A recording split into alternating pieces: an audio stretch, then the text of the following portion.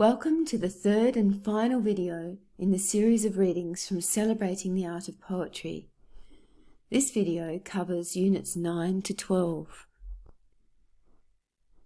In Unit 9, we explore the nature of families. Of course, all families are different. I hope these poems will cause you to think about your own family. Perhaps you may start to see your parents in a new light. Start to see what they have taught you, not just what they have given you. It's those values that I have emphasized in Captain Coach. Notice the positive vocabulary used to build the tone of the poem and the way the anaphora at the beginning of each stanza emphasizes that the speaker is looking back from a position of reflective maturity. Here is Captain Coach. Captain Coach. I remember when you played Aussie Rules. Everyone said you were a West Coast champion, but I wouldn't know. I couldn't watch because I was afraid you'd be hurt. I remember one day you came home on crutches. I was so shocked to discover you were not invincible. I ran through the fence to Hazy's house and stayed there until you stopped hobbling around like an ordinary man. I remember all the best and fairest trophies you received. We only brought them out when Grandma came to stay. She was shocked to discover them gathering dust in a cardboard box amongst the junk in the shed. I remember when you came to Lincoln for Mortlock Shield, and you met my boyfriend after the match. He thought you were a giant, standing on top of the mound, replaying the match with your mates, and you were. I remember I wrote about you for the topic My Hero. In my eyes, you are always head and shoulders above other mortals. For me, you will always be the best and fairest who ever strode the earth. You taught us to play this game of life fairly, to play by the rules and respect our opposition. You taught us the meaning of reliability and decency, the importance of practice and preparation if we wanted to kick some goals in this life. I remember you were our Captain Coach. Yes, you taught us to drop kick and handball, but you taught us so much more. You taught us to work hard and play hard. If you drop the ball, chase it. If you fall, get up again. That was the way you lived. That was the way you died. Chasing the ball, refusing to let the team down. Yes, Dad, you are still our Captain Coach. When our season is over, we hope they will say we made our Captain Coach as proud as he made us. Though it is a celebratory poem, it is written in free verse to capture the serious message of passing on from parent to child of values that will enable a child to negotiate life with strength and a sense of purpose. In case you're wondering about the penultimate stanza, my father died on the tennis court at the age of 63. The score was 6-all, and he had a massive heart attack and didn't survive it. This was not surprising in the Ceduna heat. Knowing I was born in Ceduna sheds light on the following poem. My little poem, Memo to Self number 10, creates an entirely different atmosphere as it conveys the geographical difference that so often characterises Australian families across this great nation, as we head off to the city or the country in search of work, adventure, or a sea change. It is a short but sweet reminder that home is just a phone call away. Despite the strong end rhymes, the tone conveys a pathos that those who have spent many years away from their family in other cities, states, or continents may fully appreciate. Memo to Self number 10. When you're all alone, pick up the phone and call home. That's your true love zone. That memo comes directly from my own experience, as I left home at 14 to go away to school and haven't lived in Ceduna since. I've also lived for a year in Italy and 3 years in Thailand. I know what it is like to be far from your family. Memo to self number 13 is looking at family from a parent's perspective. It looks at the role of the parent. I'm reminding myself of my responsibility as a parent. I'm reminding myself of the need to be wise, to acknowledge that my children are growing up in a different world from the one I grew up in. And yet ultimately, both us and our children depend on God's wisdom and vision to guide us through this world.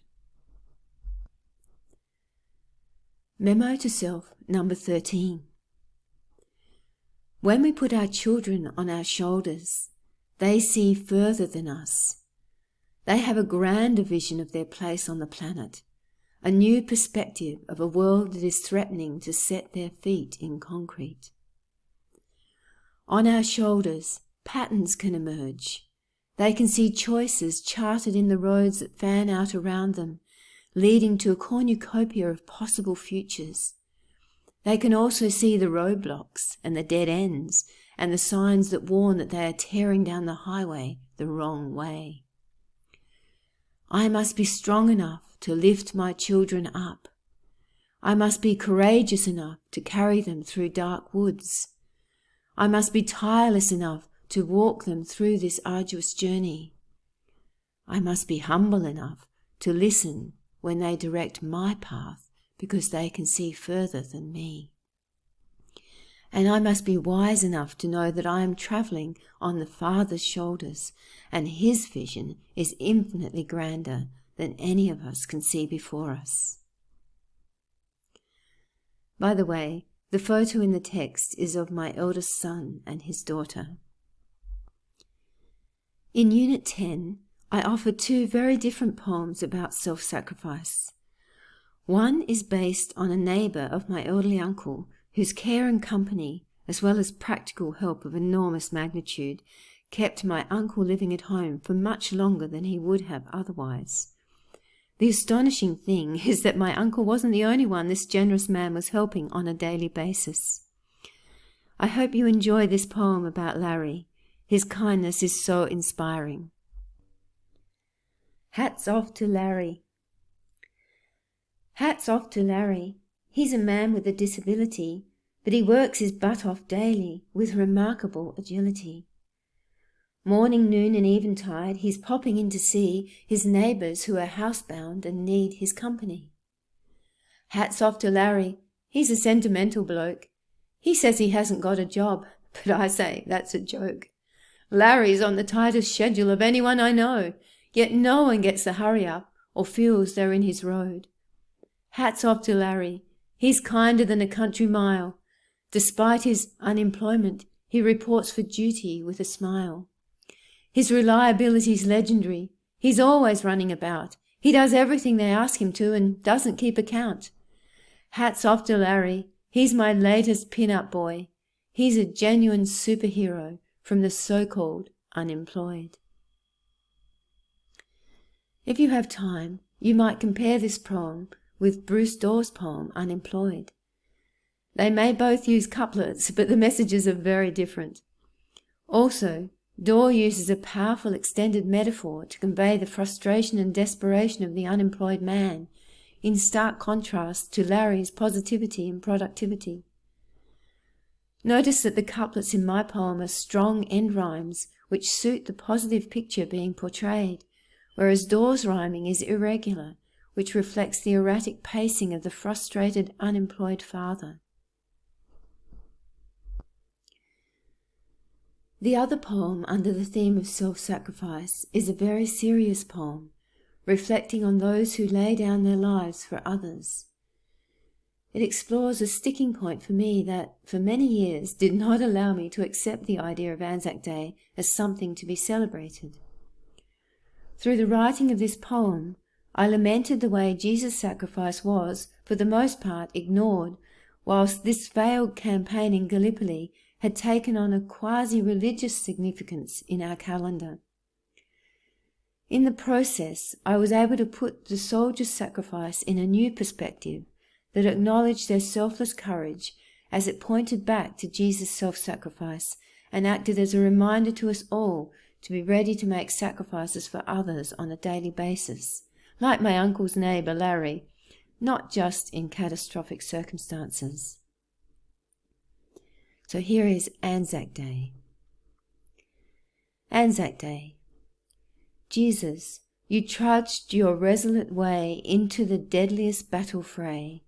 The ugly hatred of that final crowd you drew still tears at the hearts of those who follow you. You came with your message of love divine to redeem the hearts of humankind. Yet we seem destined to watch helplessly day by day as hate-filled humans choose to blow each other away. This grey and miserable April day is an annual reminder that we have lost our way. Though your love shines brightly for all to see, we choose killing each other instead of unity. But instead of hiding this deadly game of shame, we turn it into a cause for fame.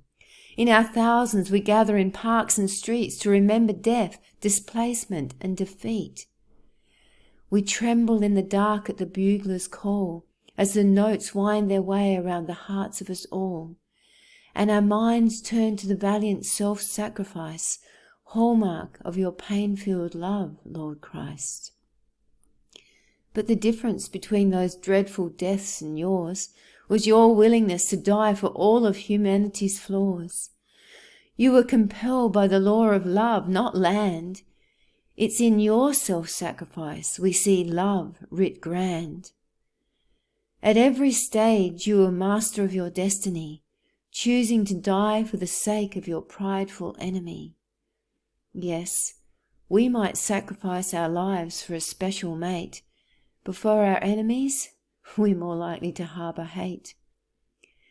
So as we lay our wreaths down on this darkest of days, in the glimmering light of these gloomy graves, let the sacrifice of these courageous men renew our faith in the self-sacrifice of Jesus again.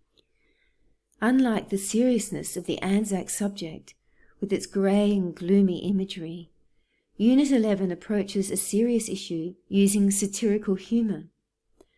The speaker of the poem is a self-absorbed woman who finds the needs of others an inconvenience that she would like to sweep under the carpet, so that her days can be spent pleasantly sipping tea with her friends. The satire begins from the pun in the title. Spoilt.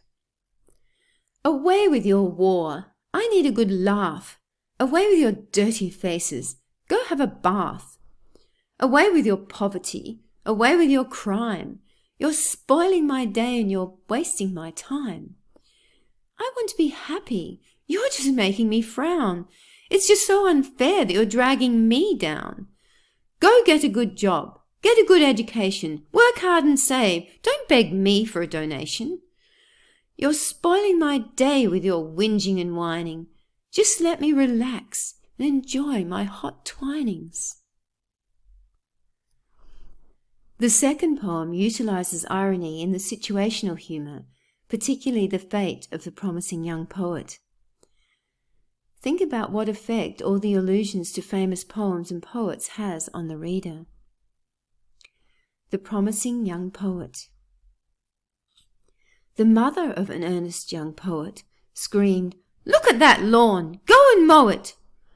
The poet put down his book and with a withering look said, "That is not the province of a poet." The mother glared at her prideful young poet. "Keats was inspired in the garden and you know it. Now mow round that tree or you'll answer to me and end up a posthumous poet." "But the world needs another great poet. It could be me if you'd just let me show it." "That lawn's waiting for you. This is not Xanadu. Now get out there, you piker, and mow it." It's tough being a promising young poet when your own mother doesn't even know it. I could be writing blank verse. You'll be riding in a hearse if you don't spread this manure and hoe it. The tale of this passionate young poet has a Shakespearean end, wouldn't you know it? day after desperate day, waiting for poems to pay, he became a gardener, not a venerated poet. If you like to be challenged, you'll enjoy the final unit entitled Celebrating Truth. The poems demonstrate that we are having an increasingly difficult time pinning down the nature of truth today. Like many of my poems, I would like the reader to think deeply about the subject matter. I want my students to think for themselves rather than regurgitate the positions of others. Of course, to think for oneself, one needs to listen to multiple perspectives and consider the merits of their arguments or reasoning and weigh them up against their own experience and observations. I begin with a short poetic distillation which succinctly summarizes my view of the status quo. That is, that truth has become relative and semantic and subjective, not providing any clarity in our society.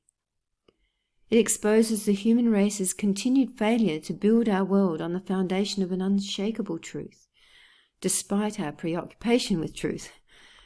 It seems we have now decided to throw our collective hands in the air and catch whatever truth lands in them and call it my truth rather than the truth. I begin with one of my poetic distillations. Humanity has pursued truth since antiquity. I wonder when truth acquired such ambiguity. I'll leave you to think about that. The next poem is called Black and White. Black and white. Nothing's black and white. That's what they say. And what about the truth? Is that black and white? I say. No. Don't be silly. Truth's a million shades of grey. Yes, but how can truth be one thing yesterday and something else today? It's just a grand confusion if truth's a million shades of grey. Besides, why will we pursue it if it changes every day? I mean, are same-sex couples terribly lost or misguided? Or is the Christian concept of marriage theologically short-sighted? Should truth be determined on the basis of what the majority decided? Is personal opinion the most fertile ground in which truth can grow? Let's face it, we're never told the truth even when we need to know. More often than not, we're kept in the dark and fed on rumour and innuendo. Do you think the pursuit of truth is merely a virtual reality and all religion's just a clever hoax to promote hope and charity? What do you trust in your life to give you clarity? In this poem, I hope to challenge us all to think about those values that guide us in our search for the truth. We need to be aware of the foundations upon which we make our judgments of what is true and what is not. The next poem explores the conundrum, as I see it, of recognizing the truth and living by it. Since truth is an abstract noun, and there is so much controversy over what constitutes truth, we need to spend some time exploring it. My argument reflects on the paradox that the so-called objective truth can only be exercised, examined, and judged in a subjective manner through actions that can be evaluated rather than through arguments and definitions. So here is my poem, The Nature of Truth. What is the point of abstract truth? A truth that sits apart from real life. It must be real. It must be tangible. If truth can be found, we must live it out, not gaze at it as at a portrait that remains set apart, with its subject sitting captured in a moment in time that persists only in our memory. Only when it drills down into us and moves in our mouths and our movements does truth become real. Could it be true that truth is, in fact, subjective? It is only truth when we live by it, when we die by it. Abstract truth only lives when we are splattered with its unpredictable, joyous, cruel, and contradictory colours, and we're breathing its intoxicating fumes. You see, truth can never be abstract, never be objective. It's not some platonic shadow of the real thing. We must make it real by living it. That is the absolute irony of the truth. It is subjective in that way. That is why it is vulnerable, in constant danger of being torn to pieces or dragged through the mud or left to warp in the spiteful sun until the idea of it becomes a surreal oddity as it slowly melts from the memory. At least, that is what it feels like in the age of relativity, where my version of truth is king, fighting to conquer all competing truths till we're no longer sure of anything. But truth doesn't always sit about silently separate from reality, embalmed for eternity in a cave of modest obscurity. Once it rose from a grave and asked us to believe that it will exist eternally. Yet if we believe it is the absolute truth, the only way to affirm that truth is to live it out, subjectively. That is the irony. That is the nature of truth. I hope this poem creates a tremendous amount of thought and debate. To me, that is the ideal way to complete these 12 units of poetry, as the purpose of the poet is not just to place a mirror up to the world for the reader to gaze into. The poet's voice is the one that calls out to the crowds, roll up, with the promise that they're going to show them something spectacular in their parade of words. The poet has a special role in the carnival of life to draw them into a hall of mirrors that will tweak and distort and shimmy and shake their view of the world in multiple ways, causing them to question and wonder and laugh and grimace and come to grips with the world outside of themselves and the way it changes the world inside themselves. Well, we have come to the end of Volume 3, the final video in the series. I hope these poems have rocked your world in the best possible way, and you will continue to think about the ideas they explored and the questions they raised. Thank you for being with me. Check out my website and YouTube channels for more resources. Until my next video lands in your hands, ciao for now.